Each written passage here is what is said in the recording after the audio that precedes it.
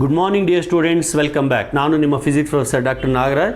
Second PUC ಫಿಸಿಕ್ಸಲ್ಲಿ current ಎಲೆಕ್ಟ್ರಿಸಿಟಿನಲ್ಲಿ ಬರ್ತಕ್ಕಂಥ ನ್ಯೂಮರಿಕಲ್ ಪ್ರಾಬ್ಲಮ್ಸನ್ನು ಡಿಸ್ಕಸ್ ಮಾಡ್ತಾ ಇದ್ದೀವಿ. ಸೊ ಈ ವಿಡಿಯೋದಲ್ಲಿ ಆಲ್ಮೋಸ್ಟ್ ಎಲ್ಲ ಪ್ರಾಬ್ಲಮ್ಸ್ಗಳನ್ನು ಕಂಪ್ಲೀಟ್ ಮಾಡ್ತೀನಿ ಈ ಚಾಪ್ಟರ್ಗೆ ಸಂಬಂಧಪಟ್ಟಂಗೆ. ಸಾಧ್ಯವಾದರೆ ಈ ಎಲೆಕ್ಟ್ರೋಮ್ಯಾಗ್ನೆಟಿಕ್ ಇಂಡಕ್ಷನ್ ಮತ್ತು AC ಸರ್ಕ್ಯೂಟ್ಸನ್ನು ಸ್ಟಾರ್ಟ್ ಮಾಡ್ತೀನಿ. ಆಗಲೇ ನಾನು ಮಾಡೆಲ್ ಪೇಪರ್ಸನ್ನು ಮತ್ತು ಪ್ರೀವಿಯಸ್ ಇಯರ್ ಕ್ವೆಶನ್ ಪೇಪರ್ಸನ್ನು ಎಕ್ಸ್ಪ್ಲೇನ್ ಮಾಡಿ ಡಿಸ್ಕಸ್ ಮಾಡಿ ಆನ್ಸರ್ಸನ್ನು ಅಪ್ಲೋಡ್ ಮಾಡಿದ್ದೀನಿ.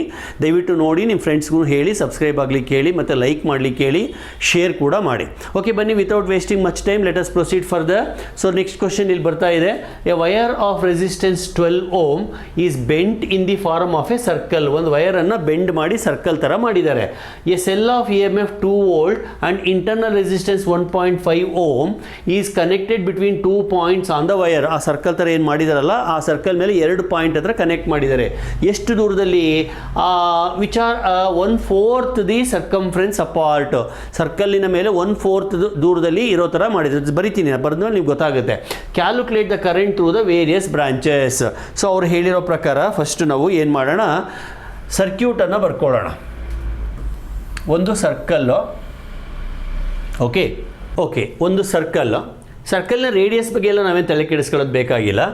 ಈ ಫುಲ್ ಸರ್ಕಲ್ ಬಂದು ಒಂದು ಸರ್ಕಂಫರೆನ್ಸ್. ಇದರಲ್ಲಿ 1/4 ಅಂದರೆ ನೋಡಿ, ಇವಾಗ ಇಲ್ಲಿ ಒಂದು ಪಾಯಿಂಟನ್ನು ಮಾರ್ಕ್ ಮಾಡಿದರೆ ಇಲ್ಲಿ ಇನ್ನೊಂದು ಪಾಯಿಂಟ್. ಸೊ ಈ ಥರ. So this is 1/4, this is another 1/4, this is one more 1/4, this is one more 1/4.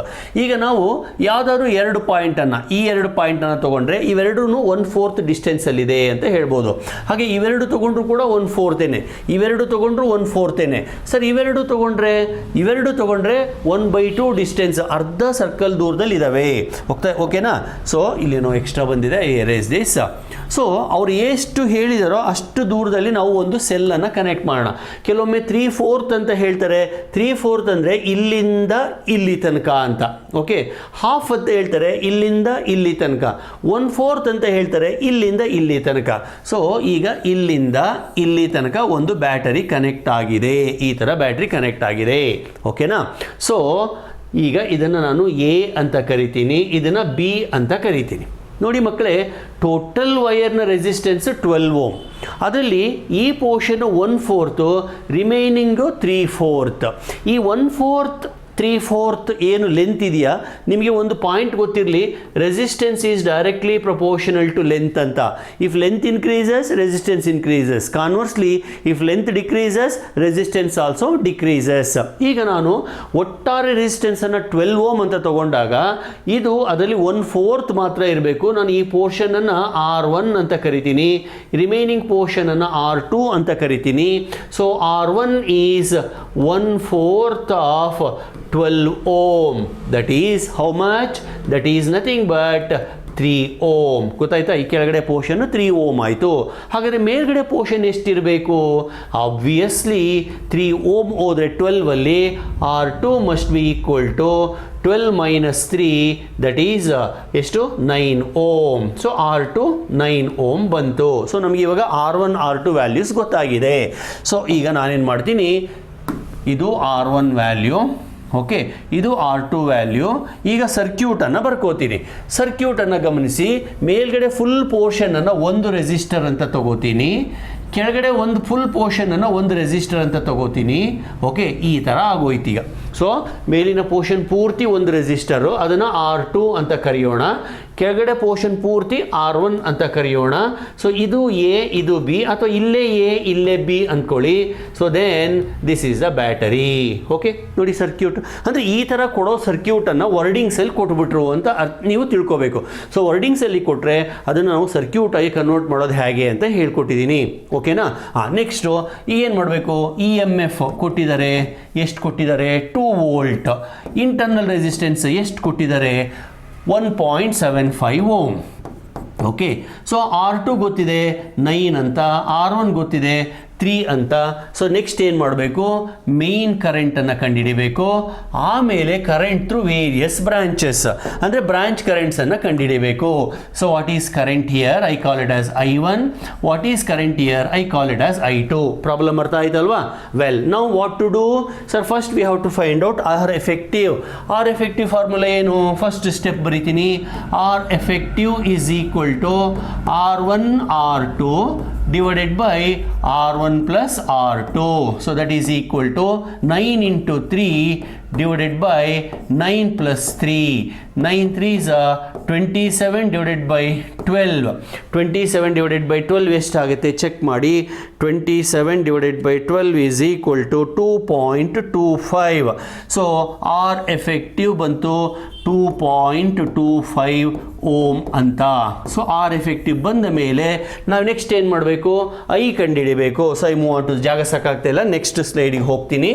So I is equal to E divided by R effective plus small R. 2 divided by, ನೋಡಿ E M F 2 ಇದೆ, R small R 1.75 ಇದೆ. So this is 2.25 plus 1.75. So ಎಷ್ಟಾಗುತ್ತೆ ನೋಡೋಣ. So this is 2 divided by 4. I is equal to 2 divided by 4, 1 by 2, that is 0.5 ampere. So main current ಇವಾಗ ಸಿಕ್ತು ಎಷ್ಟು, 0.5 ampere. Now I want I1 and I2. I1 and I2 ಗೆ branch currents ಅನ್ನು use ಮಾಡೋಣ formula. So second step, I1 is equal to IR2 divided by R1 plus R2. ಇದನ್ನು ನಾನು ಹಿಂದಿನ ವಿಡಿಯೋದಲ್ಲೂ ಹೇಳಿದ್ದೀನಿ.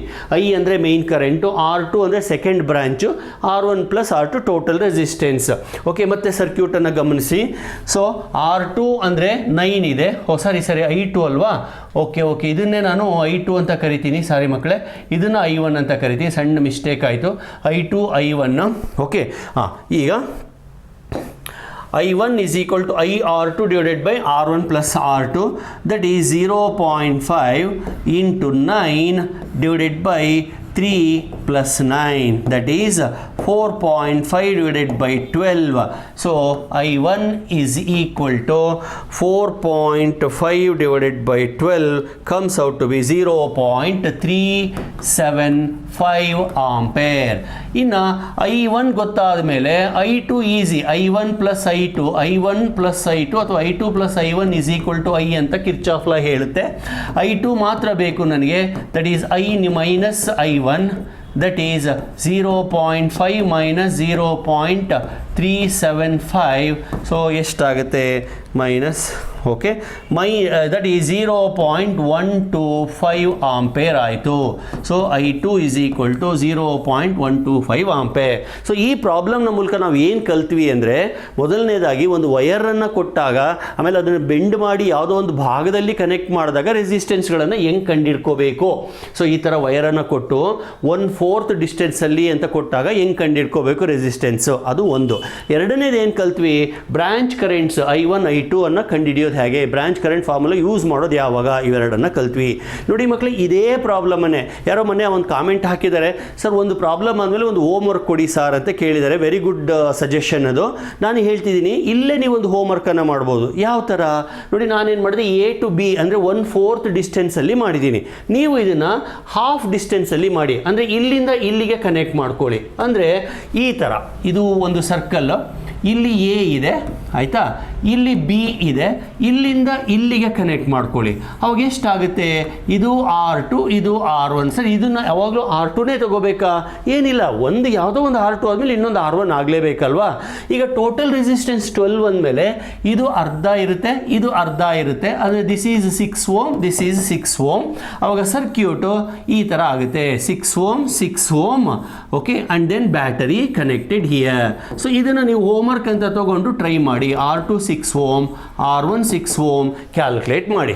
ಓಕೆ, ಸೊ ಇದನ್ನು ಇನ್ನೂ ಒಂಥರ ಬೇಕಾದ್ರೆ ಚೇಂಜ್ ಮಾಡ್ಬೋದು. ಏನು, ವೈರ್ ರೆಸಿಸ್ಟೆನ್ಸನ್ನು 12 ಓಮ್ ಅಂತ ಹೇಳಿದ್ದೀನಿ ನಾನು, 12 ಓಮ್ ಅಂತ ಹೇಳಿದ್ದೀನಿ. ಆ 12 ಓಮ್ ಬದಲಿಗೆ 24 ಓಮ್ ತಗೊಳ್ಳಿ ಅಥವಾ 10 ಓಮ್ ತಗೊಳ್ಳಿ, ಟ್ರೈ ಮಾಡಿ. ಗೊತ್ತಾಗ್ತಿದೆಯಲ್ವಾ? ಸೊ ಒಂದೇ ಪ್ರಾಬ್ಲಮನ್ನು ನಾನು ಹೇಳಿದರೂ ಕೂಡ ನೀವು ಅದರಿಂದ ಒಂದು 2, 3 ಅಥವಾ 4 ಪ್ರಾಬ್ಲಮ್ ಸಾಲ್ವ್ ಮಾಡುವಂತಹ ಸಾಮರ್ಥ್ಯ ನಿಮಗೆ ಬರುತ್ತೆ. I hope you follow this. Now I move on to the next question. Next question ಏನು ಹೇಳ್ತಾರೆ ನೋಡೋಣ. ಓಕೆ, ಒಂದು ಸರ್ಕ್ಯೂಟ್ ಬರ್ತಾ ಇದೆ. Find equivalent resistance between A and B in the given circuit. ಇಲ್ಲಿ ಒಂದು ಸರ್ಕ್ಯೂಟ್ ಇದೆ, ನಿಮಗೆ ಅದು ನೀಟಾಗಿ ಕಾಣಿಸ್ತಾ ಇಲ್ಲ ಅನ್ಸಿದ್ರೆ ಇನ್ನೊಂದು ಸತಿ ಬರೆದು ಬಿಡ್ತೀನಿ. ಸೊ 1, 2, 3, 4, ಆಮೇಲೆ ಇಲ್ಲಿ ಒಂದು, ಇಲ್ಲಿ ಒಂದು, ಇಲ್ಲಿ ಒಂದು, ಅದಾದಮೇಲೆ ಇಲ್ಲಿ ಒಂದು, ಈ ಥರ ಸರ್ಕ್ಯೂಟ್ ಇದೆ. They are calling this as A, this as B, and values are given 3 ohm, 3 ohm, 3 ohm, 3 ohm, all are 3 only. Find the effective resistance between A and B. ಮಕ್ಕಳೇ ತಕ್ಷಣಕ್ಕೆ ನೋಡಿದರೆ ಇದೊಂಥರ ವೀಟ್ ಸ್ಟೋನ್ಸ್ ನೆಟ್ವರ್ಕ್ ಅನಿಸ್ಬಿಡುತ್ತೆ. ನೆನ್ಪಿಟ್ಕೊಳ್ಳಿ, ಇದು wheat stones network ಅಲ್ಲ. Wheat stones network ಅಂದಾಗ ಏನಾಗ್ಬಿಡುತ್ತೆ, balance network ಅಂತ ನಾವು ಟ್ರೈ ಮಾಡೋಕೆ ಹೋಗ್ಬಿಡ್ತೀವಿ. ಸೊ ಬ್ಯಾಟರಿ ಕನೆಕ್ಷನ್ ಇನ್ನೂ ಆಗಿಲ್ಲ, ಅದಕ್ಕೂ ಮುಂಚೆ ಏನೇನೋ ರೆಸಿಸ್ಟರ್ಸ್ ಇದೆ. ವೀಟ್ ಸ್ಟೋನ್ಸ್ ನೆಟ್ವರ್ಕ್ ಆಗಬೇಕು ಅಂತಂದರೆ between 2 diagonally opposite corners there must be a battery, between remaining 2 corners there must be a galvanometer ಅಂತ ಗೊತ್ತಿದೆ. ಆದರೆ ಇದು ಹಂಗೆ ಆಗೋದಿಲ್ಲ. ವೀಟ್ ಸ್ಟೋನ್ಸ್ ನೆಟ್ವರ್ಕ್ ಅಂದ ತಕ್ಷಣ ಸ್ಕ್ವೇರ್ ಇರೋದೆಲ್ಲ ವೀಟ್ ಸ್ಟೋನ್ಸ್ ನೆಟ್ವರ್ಕ್ ಆಗೋದಿಲ್ಲ. ಇರಲಿ, ಪರವಾಗಿಲ್ಲ, ಬನ್ನಿ ಒಂದೊಂದಾಗಿ ಸಾಲ್ವ್ ಮಾಡ್ಕೊಂತ ಹೋಗೋಣ. ಫಸ್ಟ್ ಸ್ಟೆಪ್ ನೋಡಿ, ನಾನು ಸರ್ಕ್ಯೂಟನ್ನು ಸಿಂಪ್ಲಿಫೈ ಮಾಡೋದು ಹೇಗೆ ಅಂತ ಆಗಲೇ ಕೆಪಾಸಿಟರ್ನಲ್ಲೂ ಹೇಳಿದ್ದೀನಿ. ಒಂದೊಂದು ಚೂರೇ ಬಿಡಿಸ್ಕೊಳ್ತಾ ಹೋದಂಗೆಲ್ಲ ಅದು ಸಿಂಪಲ್ ಆಗ್ತಾ ಹೋಗುತ್ತೆ. ಅದನ್ನು ಮೈಂಡಲ್ಲಿ ಪಿಕ್ಚರೈಸ್ ಮಾಡ್ಕೋಬೇಕು ಅಂತ. ಇಲ್ಲಿ ನೋಡಿ, ಇವಾಗ ಇವೆರಡರಿಂದ ಶುರು ಮಾಡ್ತೀನಿ. ಇದು ಸೀರೀಸ್ ಇದೆ. ಸೊ ಹಾಗಾಗಿ first step 3 + 3 that is 6. Actually ನೀವು ಇದನ್ನು R1 R2 ಅಂತ ಬರೀಬೇಕು, R3 R4 ಅಂತ ಬರೀಬೇಕು. ಆ ಥರ ಮಾಡ್ಕೊಳ್ತಾ ಹೋಗಬೇಕು. ಇರಲಿ, ಸೊ ಇವೆರಡು ಸೇರ್ಕೊಂಡು ಇವಾಗ ಒಂದು ಸಿಂಗಲ್ ಆಯಿತು. ಸೊ ಇದಿಷ್ಟು ಹೊರಟೋಯ್ತು. ಸೊ ಈಗ ಇದನ್ನು ಮೈಂಡಲ್ಲಿ ಪಿಕ್ಚರೈಸ್ ಮಾಡ್ಕೋಬೇಕು ಅಂತ ಇದನ್ನು ನಾನು ಹೇಳೋದು. ನೋಡಿ, ಈ ಪೋರ್ಷನ್ ಹೊರಟೋಯ್ತು. ಓಕೆ, ಸೊ ಈಗ ಆ ರೆಸಿಸ್ಟರು ಈ ಥರ ಆಗಿದೆ. ಸೊ ಹೀಗೆ ಹೋಗಿ ಹೀಗೆ ಆಗಿದೆ. ಅದೇ ಥರ ಇವೆರಡನ್ನು ತಗೊಳ್ಳೋಣ. ಎರಡನೇ ಸ್ಟೆಪ್ಪು 3 + 3ನೇ, ದಟ್ ಈಸ್ ಆಲ್ಸೋ 6. ಸೊ ಇವೆರಡು ಹೊರಟೋಯ್ತು, ಹೀಗೆ ಆಯಿತು. ಸೊ ಕೆಳಗಡೆ ಪೋರ್ಷನ್ನು ಕೂಡ ಇಲ್ಲ. ಅದನ್ನು ನೀವು ಎರೇಸ್ ಮಾಡೋಕ್ಕಾಗಲ್ಲ, ಮನಸ್ಸಲ್ಲಿ ಹಿಂಗೆ ಆಗಿದೆ ಅಂತ ನೀವು ಅಂದ್ಕೋಬೇಕಷ್ಟೇ. ಓಕೆ, ನಾವು let us proceed further. So this is the circuit. Okay, ಈಗ ಇವೆರಡು ಹೆಂಗಿದಾವೆ, ಇದು 6, ಇದು 6, ಇವೆರಡು ಹೆಂಗಿದಾವೆ ಸರ್, ಪ್ಯಾರಲಲ್ ಇದ್ದಾವೆ. ಸೊ ದಟ್ ಆ್ಯಕ್ಚುಲಿ ನೀವು ನಾನು ಆಗಲೇ ಹೇಳಿದಾಗೆ R1 R2 R3 R4 ಅಂತ ಎಲ್ಲ ಬರ್ಕೊಂಡು ಒಂದೊಂದೇ ಸ್ಟೆಪ್ ಬರ್ಕೊಂಡು ಹೋಗಬೇಕು. ಇದು ಮೇಯ್ನ್ ಎಕ್ಸಾಮಲ್ಲಿ ನೀವು ಹಾಗೇನೆ ಮಾಡಬೇಕು. CET-ನಲ್ಲಾದರೆ ಯಾವುದೇನು ಸ್ಟೆಪ್ಸನ್ನು ತೋರಿಸ್ಬೇಕಾಗಿಲ್ಲ, ಹಾಗೆ ಸಾಲ್ವ್ ಮಾಡ್ಕೊಂಡು ಹೋದರೆ ಫೈನಲ್ ಆನ್ಸರ್ ಬರೆದ್ರೆ ಸಾಕು. ಓಕೆ, ಈಗ 6 and 6 ಪ್ಯಾರಲಲ್ ಇರೋದ್ರಿಂದ 6 × 6 divided by 6 + 6 that is 36 divided by 12 that is equal to 6 ohm. ಗೊತ್ತಾಯ್ತಾ? 36/12 ಅಲ್ಲ, 4 ಎಷ್ಟಾಗುತ್ತೆ ಇದು? 3 ಆಗುತ್ತೆ. ಸೊ ಇದಿಷ್ಟು ಹೊರಟೋಯ್ತು. ಇವಾಗ ಅದು ಒಂದು ಸಿಂಗಲ್ ರೆಸಿಸ್ಟರ್ ಆಗಿದೆ. ಈ ಥರ ಒಂದು ಸಿಂಗಲ್ ಆಗಿದೆ. ಸಾರಿ, ಅದನ್ನು ಅಳಿಸ್ಬಿಡ್ತೀನಿ ತಾಳ್ರಿ.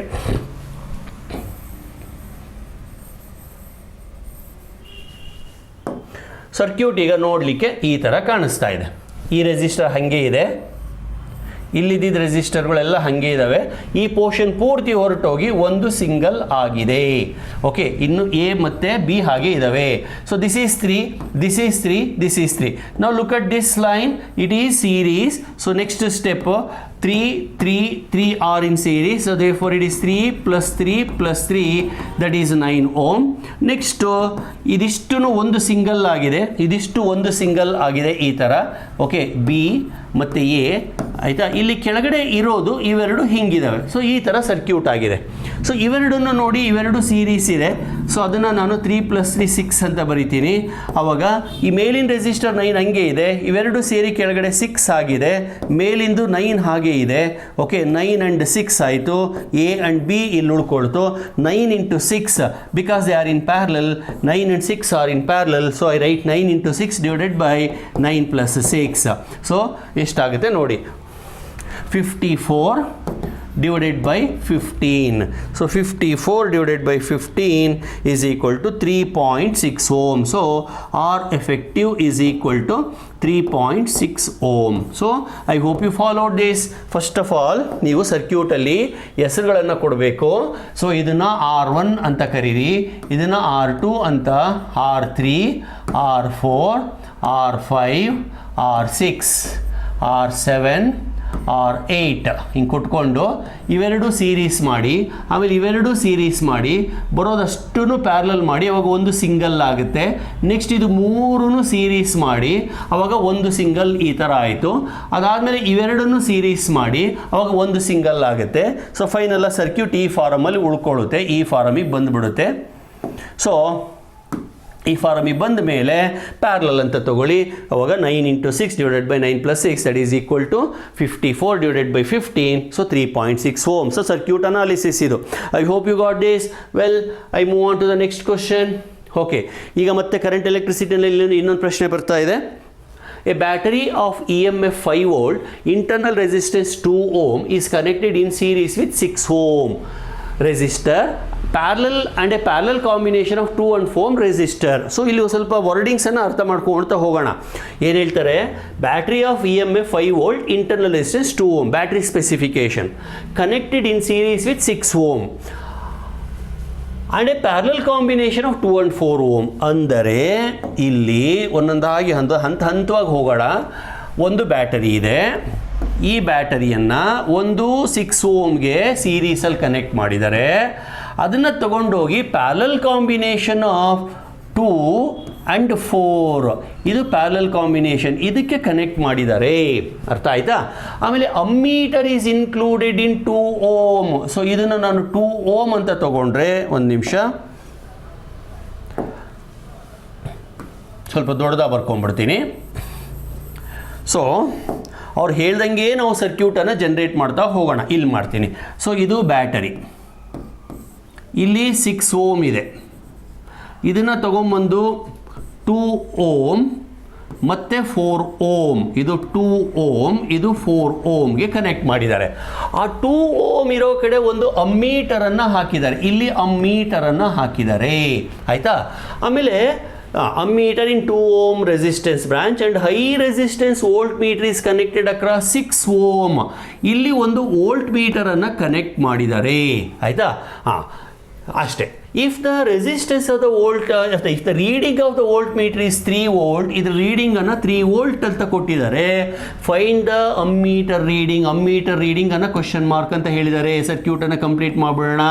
ಸೊ ಇದು ಸರ್ಕ್ಯೂಟ್. ಸೊ ಅವ್ರು ಏನು ವರ್ಡಿಂಗ್ಸಲ್ಲಿ ಕೊಟ್ಟಿದ್ದಾರೋ ಅದನ್ನು ಸರ್ಕ್ಯೂಟ್ ಆಗಿ ಕನ್ವರ್ಟ್ ಮಾಡ್ಕೊಂಡಿದ್ದೀನಿ.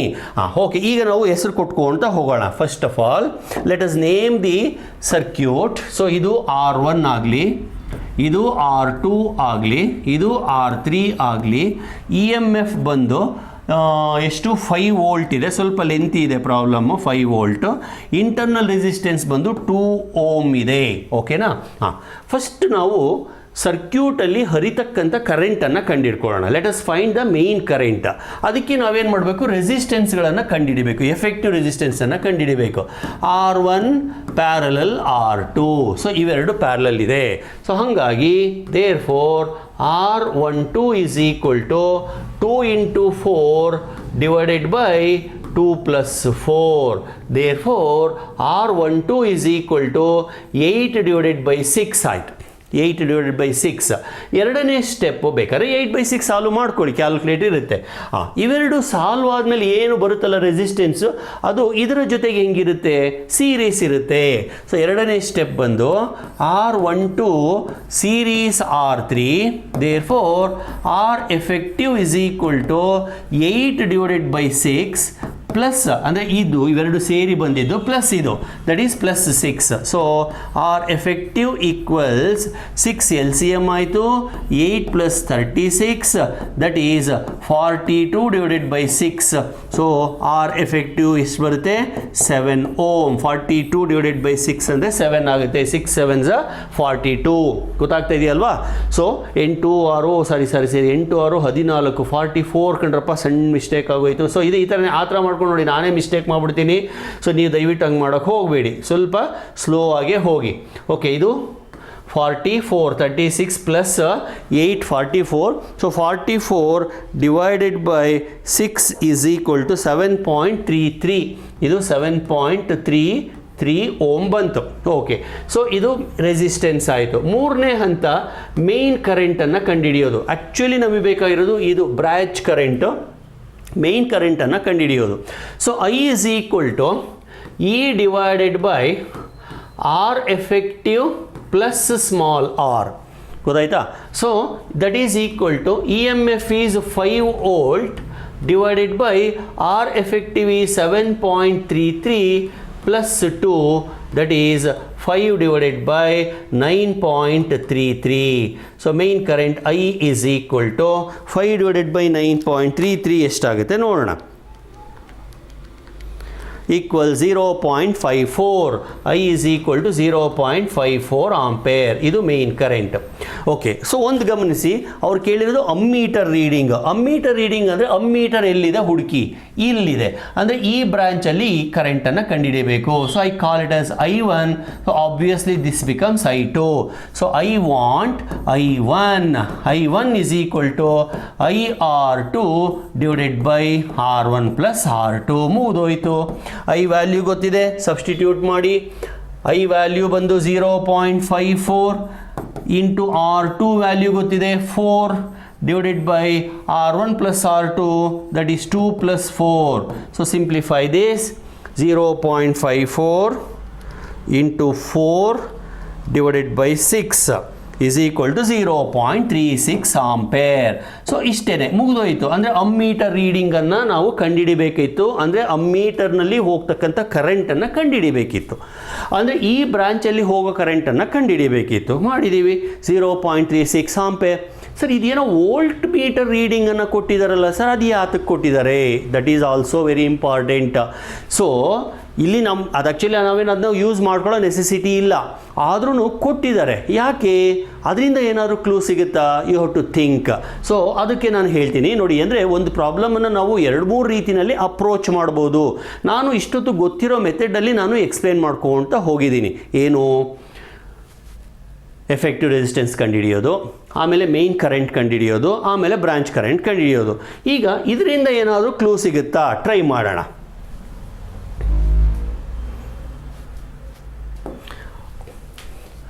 V is equal to 3 volt.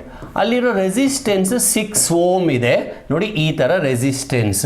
Okay, so ಇದು 6 ಓಮ್ ಇದೆ. ಇಲ್ಲಿಂದ ಇಲ್ಲಿ ತನಕ ಪೊಟೆನ್ಷಿಯಲ್ ಡಿಫ್ರೆನ್ಸ್ ಆಗ್ತಾ ಇದೆ. ಅಂದರೆ ಟರ್ಮಿನಲ್ ಪಿ ಡಿ ಕೊಟ್ಟಿದ್ದಾರೆ, ವಿ ಕೊಟ್ಟಿದ್ದಾರೆ.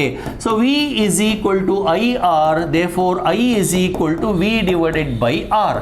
That is V is 3 divided by R. R is 6, that is 0.5 ampere. So main current 0.5 ampere. ನೋಡಿ, ನಮ್ಗೆ ಆಲ್ಮೋಸ್ಟ್ ಅಷ್ಟೇ ಬಂದಿದೆ, 0.54. ಓಕೆ, ಸೊ ಯಾಕೆ ಸರ್ ಇದಕ್ಕೂ ಅದಕ್ಕೂ ಡಿಫ್ರೆನ್ಸ್ ಬಂತು ಅದು ಹೇಳ್ತೀನಿ. ಇಲ್ಲಿ ನಾನು 7.33 ಬರೆದೆ, 7.333333 ಬರುತ್ತೆ, ರೆಕರಿಂಗ್ ಬರುತ್ತೆ. ಸೊ ಅದನ್ನು ಬಿಟ್ಟಿದ್ದಕ್ಕೋಸ್ಕರ ಇಷ್ಟು ಬಂತು. ಅದರ್ವೈಸ್ ಇದು 0.54. ಅಂದರೆ ಇಲ್ಲಿ ನಾವು ಕರೆಂಟನ್ನು ಕಂಡುಹಿಡಿದು ಬಿಟ್ವಿ. ಇಲ್ಲಿ ಹೋಗ್ತಕ್ಕಂಥ ಕರೆಂಟನ್ನು ಕಂಡುಹಿಡಿದು ಬಿಟ್ವಿ. ಆ ಕರೆಂಟು ಮುಂದಕ್ಕೆ ಹೋಗಿ ಇಲ್ಲಿ ಡಿವೈಡ್ ಆಗುತ್ತೆ. ಡಿವೈಡ್ ಆಗಿ ಬಂದು ಬ್ಯಾಟ್ರಿಗೆ ವಾಪಸ್ ಸೇರಿಕೊಳ್ಳುತ್ತೆ. ಸೊ ಐ ಬಂತು, I1 ಕಂಡುಹಿಡಿಬೇಕಿತ್ತು. So I1 is equal to branch current formula, that is IR2 divided by R1 plus R2. Solve ಮಾಡಿ ಆಲ್ಮೋಸ್ಟ್ ಸೇಮ್ ಆನ್ಸರೇ ಬರುತ್ತೆ. ಅಂದರೆ ಪ್ರೀವಿಯಸ್ ಮೆಥಡ್ಗಿಂತ ಇದು ಸಿಂಪಲ್. ಇಲ್ಲಿ ನಾವು ಬ್ಯಾಟ್ರಿ EMF ಅನ್ನೇ ಬಳಸ್ಕೊಳ್ಳೋ ನೆಸೆಸಿಟಿ ಇಲ್ಲ. ಓಕೆನಾ? ಆಮೇಲೆ ಈ ಥರದ ಪ್ರಾಬ್ಲಮ್ಸನ್ನು ನಾವು CET ನಲ್ಲಿ ಈ ಮೆಥಡಿಂದ ಮಾಡಿದ್ರೆ ಇನ್ನೂ ಈಸಿ ಆಗುತ್ತೆ. ಯಾಕಂದರೆ ಅಲ್ಲಿ ಟೈಮ್ ಬಹಳ ಮುಖ್ಯ. I hope you got it. So ಎರಡಕ್ಕೂ ಏನಂತ ವ್ಯತ್ಯಾಸ ಇಲ್ಲ, 0.5 ಆಂಪೇರೇನೆ. ಅಲ್ಲಿ ರೆಕರಿಂಗ್ ಬಿಟ್ಟಿದ್ದಕ್ಕೋಸ್ಕರ ಸ್ವಲ್ಪ ವೇರಿಯೇಷನ್ ಬಂತು. Okay, now let me move on to the next question. 2 cells of EMF 4 volt and 2 volt and internal resistance 2 ohm and 1 ohm are in parallel. ಎರಡು ಸೆಲ್ಗಳಿದ್ದಾವೆ. ಇದು ಒಂದು ಸೆಲ್ಲು, ಇದು ಇನ್ನೊಂದು ಸೆಲ್ಲು. ಆಯಿತಾ? ಇವೆರಡು ಪ್ಯಾರಲಲ್ ಆಗಿದೆ. ಆಮೇಲೆ it is connected to 10 ohm resistance. So ಇದನ್ನು ತಗೊಂಡು ಬಂದು 10 ಓಮ್ ರೆಸಿಸ್ಟರ್ಗೆ ಕನೆಕ್ಟ್ ಮಾಡಿದ್ದಾರೆ. ಹಾಗಾದರೆ calculate the P D across 10 ohm. So R is equal to 10 ohm V question mark. ಅರ್ಥ ಆಯ್ತಾ? ಸೊ ಇದನ್ನು ನಾನು E1 ಅಂತ ಕರಿತೀನಿ. E1 is equal to 4 volt. ಆಮೇಲೆ ಅದರ internal resistance R1 is equal to 2 ohm.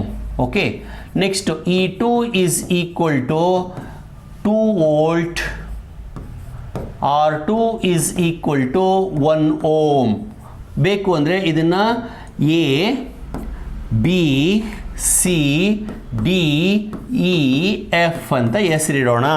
So now I will make use of Kirchhoff law to solve this equation, this problem. So I have to find out current flowing in this. I call it as I.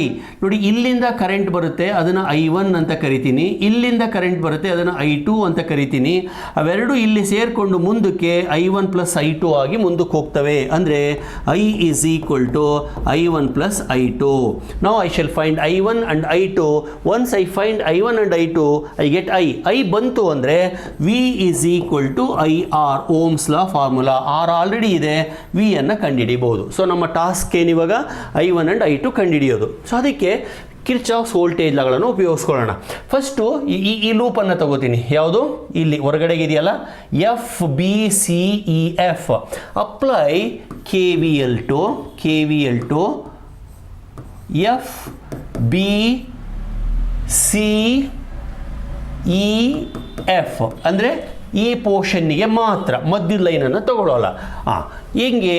F ಇಂದ ಬಿಗೆ ಹೋಗ್ತಾ ಇದ್ದೀರಾ, ಯಾವ ರೆಸಿಸ್ಟರು ಇಲ್ಲ. Next B ಇಂದ ಸಿಗೆ ಹೋಗ್ತಾ ಇದ್ದೀರಾ, I. Okay, I.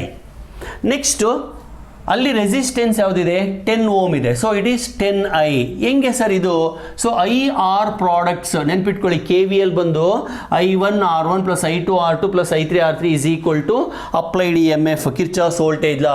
So Kirchhoff law ಮೇಲೆ ಸಾಕಷ್ಟು ಪ್ರಾಬ್ಲಮ್ಸ್ ಮಾಡಿದ್ದೀನಿ, ಆ ವಿಡಿಯೋಸನ್ನು ಒಂದ್ಸತಿ ನೋಡಿ. ಆಮೇಲೆ ಸೈನ್ ಕನ್ವೆನ್ಷನ್ ಕೂಡ ಎಕ್ಸ್ಪ್ಲೇನ್ ಮಾಡಿದ್ದೀನಿ, please go through it. 10I ಆಯಿತು. ಮತ್ತೆ ಮುಂದೆ ಹೋಗಿ ಇಲ್ಲಿ ತನಕ ಯಾವುದೂ ಇಲ್ಲ, ಇಲ್ಲಿಗೆ ಬಂದರೆ ನೌ ಇಟ್ ಈಸ್ I1. ಆಮೇಲೆ ರೆಸಿಸ್ಟೆನ್ಸ್ ಬಂದು 2. So plus 2I1 that is equal to EMF is 4.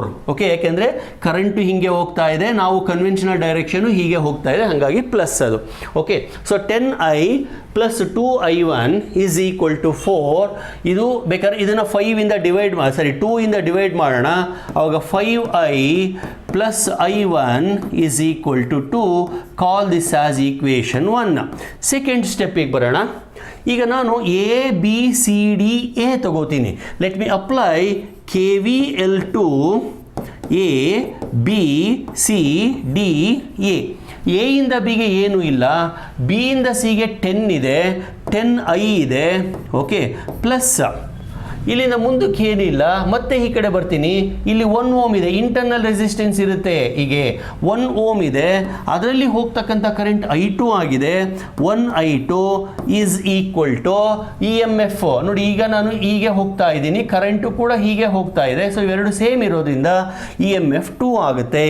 So 10I plus ಇಲ್ಲಿ 1 ಇಂಟು, ನೋಡಿ I2 ಬೇಡ, ನನಗೆ ಚೇಂಜ್ ಮಾಡ್ಕೊಂಡ್ಬಿಡ್ತೀನಿ, I ಮೈನಸ್ I1 ಬರ್ಕೋತೀನಿ. ಯಾಕೆ ಸರ್ ಹಿಂಗೆಲ್ಲ ಮಾಡ್ತಾ ಇದ್ದೀರಾ?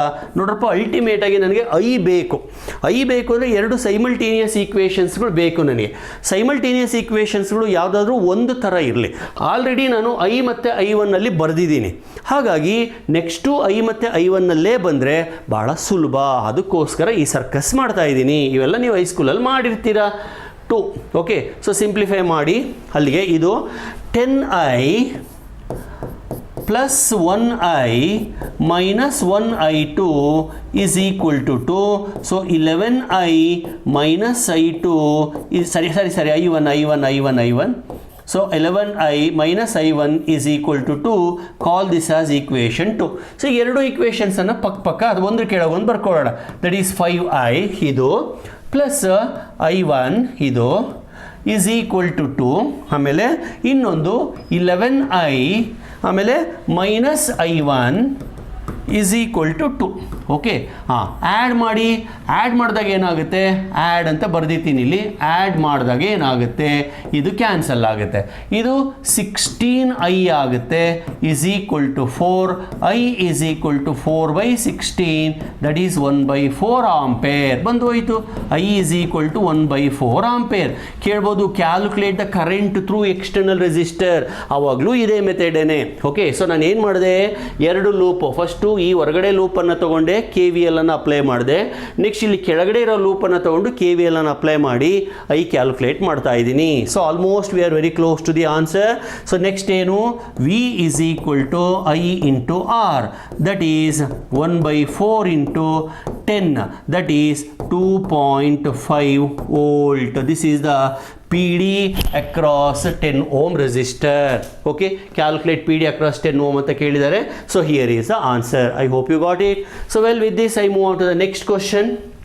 ನೋಡೋಣ ನೆಕ್ಸ್ಟ್ ಕ್ವಶನ್ ಯಾವುದು ಅಂತ ಇದು ವೀಟ್ ಸ್ಟೋನ್ಸ್ ನೆಟ್ವರ್ಕ್ಗೆ ಕಿರ್ಚಾಫ್ ಲಾಸ್ಗೆ ಸಂಬಂಧಪಟ್ಟಿದ್ದು ಈ ಥರದ ಪ್ರಾಬ್ಲಮ್ಸನ್ನು ನಾನು ಸಾಕಷ್ಟು ನನ್ನ ಕಿರ್ಚಾಫ್ ನಲ್ಲಿ ಮತ್ತು ಮಾಡೆಲ್ ಕ್ವಶನ್ ಪೇಪರಲ್ಲಿ ಮಾಡಿಸಿದ್ದೀನಿ ಇದೇ ಪ್ರಾಬ್ಲಮನ್ನೇ ಮಾಡಿಸಿದ್ದೀನಿ ದಯವಿಟ್ಟು ಒಂದು ಸತಿ ನನ್ನ ಆ ಪರ್ಟಿಕ್ಯುಲರ್ ವಿಡಿಯೋಗಳನ್ನು ನೋಡಿ ಇದಕ್ಕೆ ಆನ್ಸರನ್ನು ಕಂಡುಹಿಡಿಯಿರಿ ಸುಮ್ಮನೆ ಕ್ಲೂ ಕೊಟ್ಟಿರ್ತೀನಿ ನಾನು ಏನು ಮಾಡಬೇಕು ನೀವು ಇಲ್ಲಿ ಅಂದರೆ calculate P D across 8 ohm ಅಂದರೆ ಇಲ್ಲಿಂದ ಇಲ್ಲಿ ತನಕ ಇರೋ ಪೊಟೆನ್ಷಿಯಲ್ ಡಿಫ್ರೆನ್ಸನ್ನು ಕಂಡುಹಿಡಿಬೇಕು ಅದಕ್ಕೆ ಇದರಲ್ಲಿ ಹೋಗೋ ಕರೆಂಟನ್ನು ಕಂಡುಹಿಡಿಬೇಕು ನೋಡಿ ಅವರೇ ಕೊಟ್ಬಿಟ್ಟಿದ್ದಾರೆ ಐ ಕಂಡುಹಿಡ್ಕೋಬೇಕು ಐ ಕಂಡುಹಿಡ್ಕೊಂಡ್ಬಿಟ್ರೆ ಈಗಷ್ಟೇ ಮಾಡಿದೆ ನೋಡಿ V is equal to I R ಆಗುತ್ತೆ ಐ ಬಂದ್ಬಿಟ್ಟು ಕಂಡುಹಿಡಿಬೇಕು ಆರ್ ಬಂದ್ಬಿಟ್ಟು 8 ohm that is I into 8 so ನಾವು you have to find out I1 and I2 ಅಲ್ಲಿಗೆ I is equal to I1 plus I2 so ನೋಡಿ ಟ್ರೈ ಮಾಡಿ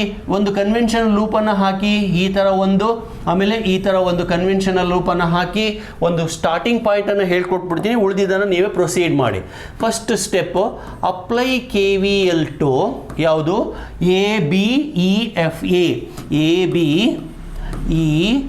ABEFA ಮಾಡಿದಾಗ A ಇಂದ ಬಿ ಯಾವ ಕರೆಂಟು ರೆಸಿಸ್ಟರು ಇಲ್ಲ ಬಿ ಇಂದ ಈ ತನಕ 8 ಓಮ್ ಇದೆ ದೇರ್ಫೋರ್ ಇಟ್ ಈಸ್ 8I ಆಮೇಲೆ ಇಲ್ಲಿಂದ ಮುಂದಕ್ಕೆ ಬಂದರೆ ಅದು ಸೇಮ್ ಕರೆಂಟ್ I1 ಏನು ಬಂತು ಈ ಕಡೆಗೆ I1 ಇಲ್ಲ ಕೊಟ್ಟಿದ್ದಾರೆ ನೋಡಿ I1 ಅಂತ ಕೊಟ್ಟಿದ್ದಾರೆ therefore 6I1 plus 6I1 okay next plus ಹಾಗೆ ಮುಂದಕ್ಕೆ ಹೋಗ್ತಾ ಇದ್ರೆ ಇಲ್ಲಿ ಇಂಟರ್ನಲ್ ರೆಸಿಸ್ಟೆನ್ಸ್ ಇದೆ ಮರೆಯಂಗಿಲ್ಲ ಸುಮಾರು ಜನ ಅಲ್ಲೇ ಕನ್ಫ್ಯೂಸ್ ಮಾಡ್ಕೊಂಡ್ಬಿಡ್ತಾರೆ ಇಂಟರ್ನಲ್ ರೆಸಿಸ್ಟೆನ್ಸನ್ನು ನೆಗ್ಲೆಕ್ಟ್ ಮಾಡಿಬಿಡ್ತಾರೆ ಆ್ಯಕ್ಚುಲಿ ಅದರಲ್ಲೂ ಕರೆಂಟ್ ಹೋಗ್ತಾ ಇದೆ 2I1 so finally it is equal to 3 volt solve ಮಾಡಿ 8 plus 8I plus 8I1 is equal to 3 call this as equation 1 okay first step ಆಯಿತು ಸೆಕೆಂಡ್ ಸ್ಟೆಪ್ಪಿಗೆ ಬರೋಣ ನಾವು you have to apply K V L to ನೋಡಿ convention direction ತೋರಿಸಿದ್ದೀನಿ that is CBEDC K V L to apply K V L to CBEDC ಏನು ಬರುತ್ತೆ C to B ಹೋದರೆ 4I2 ಬರುತ್ತೆ ಪ್ಲಸ್ ಬಿ ಟು ಇ ಹೋದರೆ 8I ಬರುತ್ತೆ plus 6I2 is equal to ಇಲ್ಲೊಂದು ನೋಡಿ ನಾನೇ ಮರ್ತುಬಿಟ್ಟೆ 1 ಓಮ್ ಇದೆ ಅಲ್ವಾ ಇಲ್ಲಿ plus 1I2 is equal to 2 volt so internal ರೆಸಿಸ್ಟೆನ್ಸನ್ನು ಮರೆಯೋಂಗೇ ಇಲ್ಲ ಸೊ ಸಿಂಪ್ಲಿಫೈ ಮಾಡಿ so this is 8I plus 6 4 10 1 11 11I2 is equal to 2 ಓಕೆನಾ ಬೇಕಾದ್ರೆ I2 ಜಾಗಕ್ಕೆ ಇಲ್ಲಿಂದ ಸಬ್ಸ್ಟಿಟ್ಯೂಟ್ ಮಾಡ್ಕೊಳ್ಳೋಣ I2 ಈಸ್ ಈಕ್ವಲ್ ಟು ಏನಾಗುತ್ತೆ ಇಲ್ಲಿ I ಮೈನಸ್ I1 ಆಗುತ್ತೆ ತಗೊಂಬಂದು ಹಾಕಿ so 8I plus 11 into I minus I1 is equal to 2 so solve ಮಾಡಿದರೆ 11 plus 8 19I minus 11I2 is equal to 2 call this as equation number 2 so ಎರಡು equation ಅನ್ನು ನಾನು ಕೊಟ್ಟಿದ್ದೀನಿ ಅಟ್ಲೀಸ್ಟ್ ಇಲ್ಲಿಂದನಾದರೂ ನೀವು ಮುಂದಕ್ಕೆ ಪ್ರೊಸೀಡ್ ಆಗಿ ಸೊ ಇದು ಒಂದು ಈಕ್ವೇಷನ್ನು ಇದು ಇನ್ನೊಂದು ಈಕ್ವೇಷನ್ನು ಇವೆರಡು ಈಕ್ವೇಷನನ್ನು ಒಂದ್ರ ಕೆಳಗೊಂದು ಬರ್ಕೊಳ್ಳಿ 8I plus 8I1 is equal to 3 ಅಂತ ಅದಾದಮೇಲೆ 19I minus 11I2 is equal to 2 okay okay 11I2 ಅಲ್ಲಪ್ಪ ಸಾರಿ, ಇದು 11I1 ಸೊ ಇದು 11I1 ಸಾರಿ I1. ಸೊ ಇವೆರಡನ್ನು ಸಾಲ್ವ್ ಮಾಡಿ. ಇಲ್ಲಿಂದ ಮುಂದಕ್ಕೆ ಹೆಂಗೆ ಸಾಲ್ವ್ ಮಾಡಬೇಕು ಗೊತ್ತಿದೆ. Multiply this by 8 sorry multiply this by 11 multiply this by 11 multiply this by 8 ಮಾಡಿದಾಗ 11 8 88. ಇನ್ನೊಂದು ಸ್ಟೆಪ್ ಮಾಡಿಬಿಡ್ತೀನಿ. 11 8 88I minus 11 8 80 sorry plus 11 8 88I1 is equal to 33. Next 8 9 72 8 1 8 7 15 152I minus 88I1 is equal to 16. ನೋಡಿ ಅಟ್ಲೀಸ್ಟ್ ಈಗಲಾದರೂ try ಮಾಡ್ತೀರಾ? ಏನು ಮಾಡಬೇಕು? Add ಮಾಡಬೇಕು. Add ಮಾಡಿದಾಗ ಇವೆರಡು ಕ್ಯಾನ್ಸಲ್ ಆಗುತ್ತೆ, ಇದೆರಡು ಆ್ಯಡ್ ಆಗುತ್ತೆ. ಮುಂದಿಂದ ಇವು ಟ್ರೈ ಮಾಡಿ ಐ ಬಂದುಬಿಡುತ್ತೆ. ಸೊ ಐ ಬಂತು ಅಂದರೆ ಈ ಫಾರ್ಮುಲಾ ಉಪಯೋಗಿಸ್ಕೊಂಡು V is equal to IR calculate ಮಾಡಿ. So that's all about this particular question. So ಈ ಥರ ಸಾಕಷ್ಟು ಪ್ರಾಬ್ಲಮ್ಸ್ಗಳನ್ನು ನೀವು ಸಾಲ್ವ್ ಮಾಡ್ತಾ ಹೋಗಿ. ಪ್ರಾಬ್ಲಮ್ಸನ್ನು ಮಾಡ್ತಾ ಜಾಸ್ತಿ ಸಾಲ್ವ್ ಮಾಡ್ತಾ ನಿಮಗೆ ಒಂದು ಕಾನ್ಫಿಡೆನ್ಸ್ ಬರ್ತಾ ಹೋಗುತ್ತೆ. ಕಾನ್ಫಿಡೆನ್ಸ್ ಬಂದಾಗ ಎಂಥ ಕ್ವಶನ್ಸ್ ಟಫ್ ಇದ್ರೂ ಕೂಡ ಸ್ವಲ್ಪ ತಲೆ ಓಡುತ್ತೆ. ಸೊ ಕಾನ್ಫಿಡೆನ್ಸೇ ಇಲ್ಲ, ಹೆಂಗೆ ಸ್ಟಾರ್ಟ್ ಮಾಡಬೇಕು ಅನ್ನೋದೇ ಗೊತ್ತಿಲ್ಲ ಅಂದಾಗ ಸ್ಟ್ರಕ್ ಆಗಿಬಿಡುತ್ತೆ ಮೈಂಡ್. ಓಕೆ, ಇದು ಲಾಸ್ಟ್ ಕ್ವಶನ್. ಇದು in a Wheatstone's network 1 ohm 2 ohm 3 ohm and 2 ohm are connected in cyclic order. ಇದು ಬಹಳ ಮುಖ್ಯ. ಸೈಕ್ಲಿಕ್ ಆರ್ಡರ್ ಅಂದರೆ ಏನು ಗೊತ್ತಾ? ಹೀಗೆ ಹೊರಟು 1 2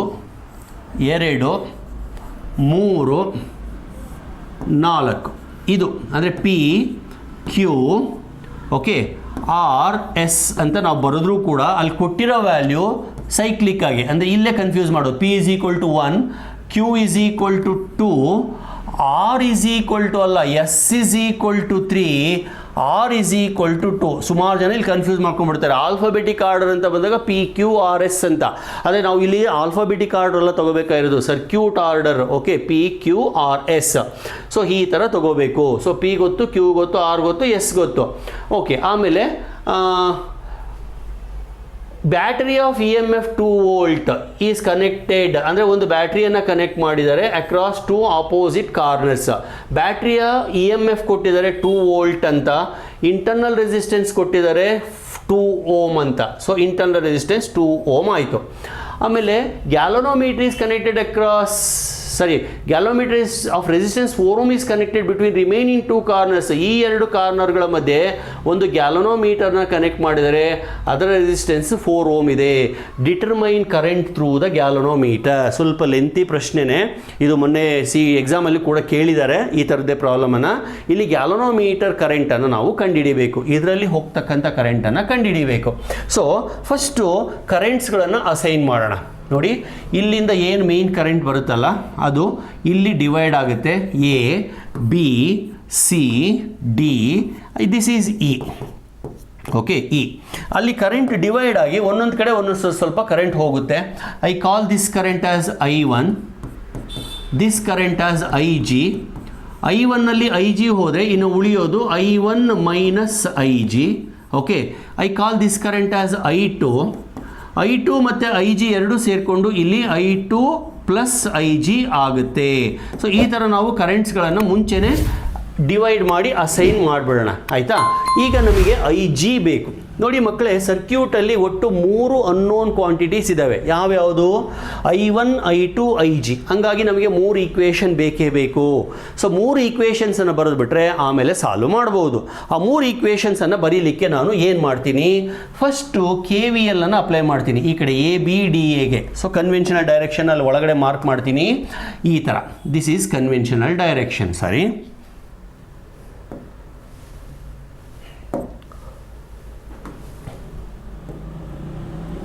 ಕನ್ವೆನ್ಷನಲ್ ಡೈರೆಕ್ಷನ್ಸನ್ನು ನಾವು ಅಸೈನ್ ಮಾಡೋದು ನಮ್ಮ ಕನ್ವೀನಿಯೆಂಟ್ಗೋಸ್ಕರ. ಅಂದರೆ ನಾನು ಈ ಲೂಪನ್ನು ಹೀಗೆ ಹೋಗ್ತಾ ಇದ್ದೀನಿ ಅಂತ, ಹಾಗೆ ಇದಕ್ಕೂ ಅಸೈನ್ ಮಾಡ್ತೀನಿ. So I go in the direction of ABDA. First KVL to ABDA apply ಮಾಡಿ. A ಟು B 1 ohm ಇದೆ, 1 I1. So it is 1 I1 plus B to D 4 ಇದೆ, 4 IG plus 4 IG. Okay, 4 IG. Next D to A opposite ಹೋಗ್ತಾ ಇದ್ದೀರಾ, ಹಂಗಾಗಿ minus ಆಗುತ್ತೆ ಕರೆಂಟ್ಗೆ opposite ಹೋಗೋದ್ರಿಂದ, minus 2i2. ಆಮೇಲೆ ಅಲ್ಲಿ ಯಾವುದೇ ರೀತಿಯ ಬ್ಯಾಟ್ರಿ ಇಲ್ದಿರೋದ್ರಿಂದ 0. ಓಕೆನಾ, ಇದು ಒಂದು ಈಕ್ವೇಷನ್ ಆಯಿತು. ನೆಕ್ಸ್ಟು ಈ ಕಡೆ ಬರೋಣ, ಬಿ ಸಿ ಡಿ ಬಿಗೆ ಬರೋಣ. ಎರಡನೇ ಈಕ್ವೇಷನ್ನು, ಇದು ಫಸ್ಟ್ ಒನ್ ಆಯಿತು. Second one, apply K V L to B C D B loop. B to C ಹೋಗ್ತಾ ಇದ್ದೀನಿ. I have I1 minus I G, ಅಲ್ಲಿರೋತಕ್ಕಂಥ ರೆಸಿಸ್ಟೆನ್ಸ್ 2Q, ಅದೇ 2. ಓಕೆ, ಆಮೇಲೆ ಇಲ್ಲಿಂದ ಮುಂದೆ ಬರ್ತೀನಿ ಕರೆಂಟ್ಗೆ ಆಪೋಸಿಟ್ ಆಗಿ, minus I2 plus I2 plus I G into 3. ಆಮೇಲೆ ಇಲ್ಲಿಂದ ಮತ್ತೆ ಮುಂದಕ್ಕೆ ಹೋಗ್ತೀನಿ, ಕರೆಂಟ್ಗೆ ಆಪೋಸಿಟಾಗಿ ಹೋಗ್ತಾ ಇದ್ದೀನಿ, 4IG. ಆ ಲೂಪಲ್ಲೂ ಯಾವುದೇ ಬ್ಯಾಟ್ರಿ ಇಲ್ಲದಿರೋದ್ರಿಂದ ಅದು 0ನೇ. ಇದು ಎರಡನೇ ಈಕ್ವೇಷನ್. ಸೊ ಇನ್ನೊಂದ್ಸತಿ ಹೇಳ್ತೀನಿ, ಇಲ್ಲಿ ಹೀಗೆ ಹೊರಟೆ, ಕರೆಂಟ್ಗೆ ಹೋಗೋ ಡೈರೆಕ್ಷನಲ್ಲೇ ಹೋದೆ, ಹಾಗಾಗಿ ಆ ಪರ್ಟಿಕ್ಯುಲರ್ ಪ್ರಾಡಕ್ಟ್ ಪಾಸಿಟಿವ್. ಇಲ್ಲಿ ಆಪೋಸಿಟ್ ಹೋದೆ, ಅದು ಪರ್ಟಿಕ್ಯುಲರ್ ಪ್ರಾಡಕ್ಟ್ ನೆಗೆಟಿವ್, ಮತ್ತು ಈ ಪರ್ಟಿಕ್ಯುಲರ್ ಪ್ರಾಡಕ್ಟ್ ಕೂಡ ನೆಗೆಟಿವ್. ಓಕೆ, ಸೊ ಈಗ ಇದನ್ನು ಎಕ್ಸ್ಪ್ಯಾಂಡ್ ಮಾಡಿ, 2 ಇಂಟು I1 ಮತ್ತು plus minus 2 into I G, minus 3 into I2, okay, minus 3 into I G, minus 4IG is equal to 0. So simplify, 2I1 minus 3I2, I1 I2 ಫಾರಮಲ್ಲೇ ಬರ್ಕೊಳ್ಳೋಣ, I1 I2. ಆಮೇಲೆ next ಏನಿದು, 2 3 5 4 9 minus 9IG is equal to 0. So 2I1 minus 3I2, 3 2 5 4 9. Okay, this is equation 1. This is equation 2. ಎರಡಾಯಿತು. ಇನ್ನು ಒಂದು equation ಬೇಕು. ಈಗ ಬರೀತಕ್ಕಂಥ ಈಕ್ವೇಷನ್ನಲ್ಲಿ RHS 0 ಇರಬಾರ್ದು, RHS ಏನಾದರೂ ಒಂದು value ಇರಬೇಕು. ನೋಡಿ, RHS ಯಾಕೆ 0 ಬರ್ತಾ ಇತ್ತು? ಯಾಕೆಂದರೆ ನಾನು ಬ್ಯಾಟ್ರಿ ಇರ್ತಕ್ಕಂಥ ಲೂಪನ್ನು ತಗೊಂಡಿರಲಿಲ್ಲ. No I will take the loop containing battery. So ಆವಾಗ ಯಾವಾಗ ನಾನು ಬ್ಯಾಟ್ರಿ ಇರ್ತಕ್ಕಂಥ ಲೂಪನ್ನು ತಗೋತೀನೋ RHS 0 ಆಗೋದಿಲ್ಲ. ಸೊ ಮೂರನೇ ಸ್ಟೆಪ್ಪು, KVL2. ನಾವು ಎ ಬಿ ಸಿ ಫುಲ್ ಇಲ್ಲಿಗೆ ಬಂದುಬಿಡ್ತೀನಿ, E back to A B C E back to A. So A to B 1I1 plus B to C I1 minus I G into 2. Okay, ಹಾಂ, ಈಗ ಇಲ್ಲಿಗೆ ಬಂದೆ. ಇಲ್ಲಿಗೆ ಬಂದಾಗ ಇಲ್ಲಿ ಐ ಅನ್ನೋ ಕರೆಂಟ್ ಆಗುತ್ತೆ, ಇಲ್ಲಿ ಐ ಅನ್ನೋ ಕರೆಂಟ್ ಹೋಗಿರುತ್ತೆ, ಅಂದರೆ I1 plus I2 current enter ಆಗಿರುತ್ತೆ. ಅದೇನೇ ಈ ಕಡೆಗೆ I1 ಆಗಿ ಈ ಕಡೆ I2 ಆಗಿ ಸ್ಪ್ಲಿಟ್ ಅಪ್ ಆಗಿರುತ್ತೆ. ಈಗ ಇಲ್ಲಿ ಫುಲ್ಲು ಐ ಬರ್ತಾ ಇದೆ, ಈ ಇಂಟರ್ನಲ್ ರೆಸಿಸ್ಟೆನ್ಸಲ್ಲಿ ತೂರ್ಕೊಂಡು ಹೋಗ್ತಾ ಇದೆ. So plus 2I is equal to EMF ಇದೆ 2 ಅಂತ. ಓಕೆನಾ, ಎಕ್ಸ್ಪ್ಯಾಂಡ್ ಮಾಡಿ 1I1. ಓಕೆ, 1I1 ಬೇಡ, ಸಿಂಪ್ಲಿಫೈ ಮಾಡ್ತಾ ಹೋಗೋಣ. ಸ್ವಲ್ಪ ಜಾಗ ಕಮ್ಮಿ ಇದೆ, ನಾನು ಇಲ್ಲಿ ಬರೀತೀನಿ ಅದನ್ನು. ಓಕೆ, ಸೊ ಇಲ್ಲಿ ಕಂಟಿನ್ಯೂ ಮಾಡ್ತೀನಿ. 1I1 plus 2I1 minus 2IG, ಇದು ತುಂಬ ಲೆಂತ್ ಇದೆ, 5 ಮಾರ್ಕ್ಸಿಗೆ ಗ್ಯಾರಂಟಿ ಬರ್ಬೋದು ಇದು, plus 2 into I1 plus I2 is equal to 2. ಇನ್ನೂ ಒಂದು ಸ್ಟೆಪ್ ಸಿಂಪ್ಲಿಫೈ ಮಾಡಿ, 2 1 3 ಪ್ಲಸ್ 2 5I1. ಗೊತ್ತಾಯ್ತಾ ಹೆಂಗೆ 5I1 ಅಂತ? 2 1 3 3 2 5 5I1 ಮತ್ತು ಪ್ಲಸ್ 2I2 ಮತ್ತು minus 2IG is equal to 2. So this is my equation number 3. ನೋಡಿ, ಇವಾಗ RHS ಇದೆ. ಸೊ ಈಕ್ವೇಷನ್ 3 ಬಂದು, 3 ಈಕ್ವೇಷನ್ ಬೇಕಾಗಿತ್ತು, 3 ಈಕ್ವೇಷನ್ ತಂದಿದ್ದೀನಿ. ಈಗ ನಾವು ಸಾಲ್ವ್ ಮಾಡ್ತಾ ಹೋಗಬೇಕು. ಇನ್ನು ತುಂಬ ಇದೆ ಕೆಲಸ. ಈಗ ಸಾಲ್ವ್ ಮಾಡೋದಕ್ಕೆ 2-3 ಮೆಥಡ್ ಇದೆ. ಏನಪ್ಪ ಅಂದರೆ, I1 ಅನ್ನು ತಗೊಂಡು ಇಲ್ಲಿ ಸಬ್ಸ್ಟಿಟ್ಯೂಟ್ ಮಾಡೋದು, I2ನ ತೊಗೊಂಡೋಗಿ ಅಲ್ಲಿ ಸಬ್ಸ್ಟಿಟ್ಯೂಟ್ ಮಾಡೋದು, ಈ ಥರ ಎಲ್ಲ ಮಾಡ್ಬೋದು. ಆದರೆ ನಾನು ಅದಕ್ಕಿಂತ ಇನ್ನೊಂದು ಮೆಥಡ್ ಇದೆ, ಮ್ಯಾಟ್ರಿಸಿಸ್ ಆ್ಯಂಡ್ ಡಿಟರ್ಮಿನೆಂಟ್ಸ್ ಅಂತ, ಅದನ್ನು ಉಪಯೋಗಿಸ್ಕೋತೀನಿ. ಏನಪ್ಪ ಅಂತಂದರೆ, ನೋಡಿ ಇಲ್ಲಿ first equation, second equation, third equation. Okay, so ಆ ಈಕ್ವೇಷನ್ಸ್ಗಳಲ್ಲಿ ಬರ್ತಕ್ಕಂಥ I1, ಇದನ್ನು ನಾನು ಇಲ್ಲಿ ಬರಿತೀನಿ ಈಕ್ವೇಷನ್ನ. 1I1 minus 2I2 plus 4IG. I1 I2 IG ಫಾರ್ಮಲ್ಲೇ ಇರಲಪ್ಪ ಎಲ್ಲನ. ಓಕೆ, ಸೊ ಇವನ್ನ ನಾವು ಮ್ಯಾಟ್ರಿಸಿಸ್ ಆ್ಯಂಡ್ ಡಿಟರ್ಮಿನೆಂಟ್ಸ್ ಫಾರ್ಮಲ್ಲಿ ಬರ್ಕೋಬೇಕು ಹೀಗೆ. ಮತ್ತು ಇದು ಮತ್ತು ಇದು ಹಿಂಗೆ I1 coefficient, I2 coefficient, IG coefficients ಅದನ್ನು ಸೇರಿ ಒಂದು ಮ್ಯಾಟ್ರಿಸಸನ್ನು ಫಾರ್ಮ್ ಮಾಡೋಣ. That is delta is equal to first ಈಕ್ವೇಷನ್ನಲ್ಲಿ I1 ಕೋಎಫಿಷಿಯೆಂಟ್ ಏನಿದೆ 1 -2 4. So first line 1 -2 4. ಅದೇ ಥರ ಸೆಕೆಂಡ್ ಈಕ್ವೇಷನಲ್ಲಿ 2 -3 -9 2 -3 -9. ಆಮೇಲೆ ಥರ್ಡ್ ಈಕ್ವೇಷನಲ್ಲಿ ಏನಿದೆ 5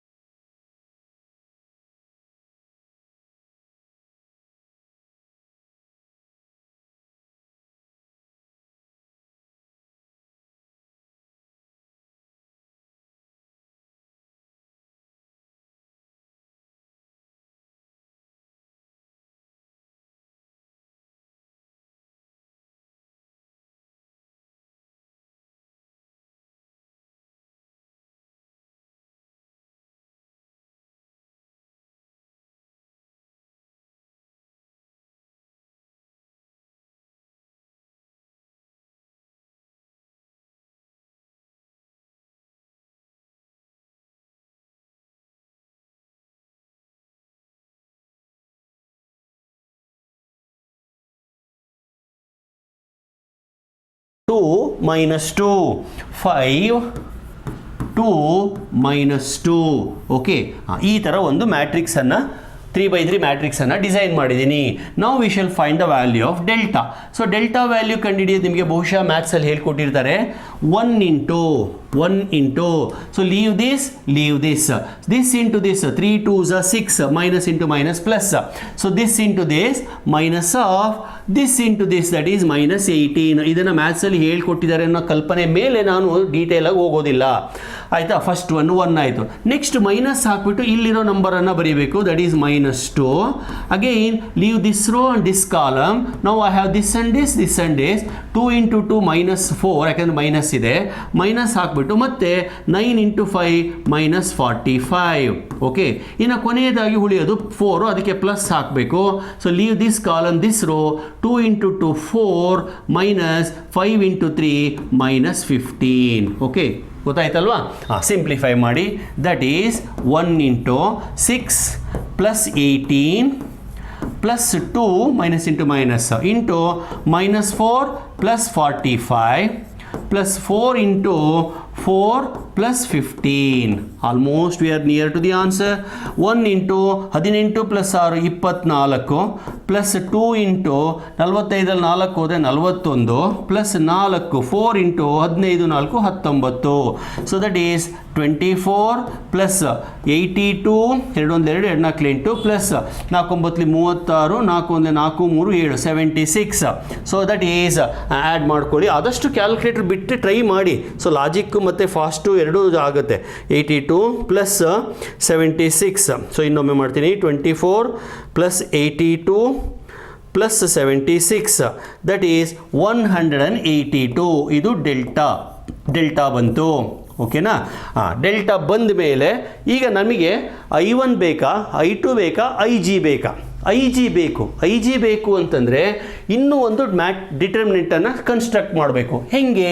ಅದನ್ನು ನಾನು ಡೆಲ್ಟಾ 3 ಅಂತ ಕರಿತೀನಿ. ಹೆಂಗಪ್ಪ ಅಂದರೆ ಫಸ್ಟ್ ಕಾಲಮ್ ಹಾಗೆ ಇಟ್ಕೊಳ್ಳಿ 1 2 5, ಸೆಕೆಂಡ್ ಕಾಲಮನ್ನು ಹಾಗೆ ಇಟ್ಕೊಳ್ಳಿ -2 -3 2, ಥರ್ಡ್ ಕಾಲಮನ್ನು ಎರೇಸ್ ಮಾಡಿ RHS ಅನ್ನು ಹಾಕಿ. ನೋಡಿ ಈಕ್ವೇಷನು ಇಲ್ಲಿ 0 ಇದೆ, RHS ಹಾಕಿ 0 ಬರೀಬೇಕಿತ್ತು. 0 ಇದೆ 2 ಇದೆ, ಅಂದರೆ ಈ ಕಾಲಮ್ ಬಂದು 0 0 2 ಆಗುತ್ತೆ. ನಾವು from this you find out delta 3, that is 1 into same method ಇಲ್ಲಿ ಏನು ಮಾಡಿದ್ನೋ ಅದೇ 1 into -3 into 2 -6 -0 2 into 0.